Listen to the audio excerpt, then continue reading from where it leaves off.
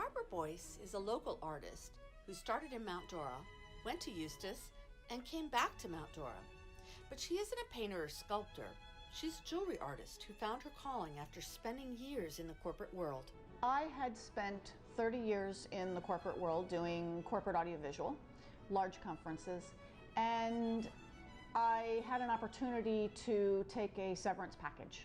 And when I took my severance package, I had a little bit of time to think about what I wanted to do, and I had been taking classes at the Maitland Art Museum and art school, and I had taken jewelry classes for about 4 years when the instructor had asked me to stop taking classes and start helping him.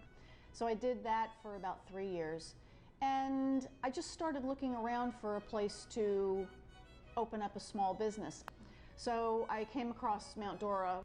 Her calling became clear to her after she left the corporate world. I tell everybody that my jewelry doesn't take itself too seriously. The jewelry that I make is meant to be worn every day, casually, and if you want to wear it with something a little bit dressy, that's fine.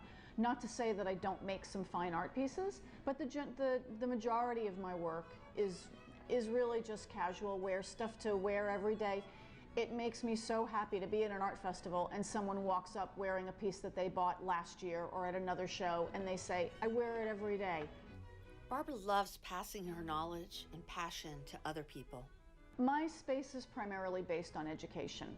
I say that we create jewelry and we also create community. One of the favorite things about my space and what I've discovered, because all of this was very new for me, is the fact that many of my students have become friends. Barbara shares her favorite thing about teaching people how to make jewelry. Watching people create that have never thought that they can create things before. I really enjoy watching people come in here and create things, and even if it's a simple sterling silver band, they'll walk out saying, I made this. Barbara also finds inspiration from her own students. They come up with things that I would never ever imagine. They challenge me constantly. And I have to say, I'm a huge fan of Pinterest. I'm a huge fan of books, and if you look around the studio, you'll see all kinds of inspirational ideas. Barbara does have her own favorite materials to work with. I love cutting jaspers. They're very soft, they're easy to work with. Obsidian, which is a volcanic glass, is really fascinating because it really does shine like glass and it's very easy to cut.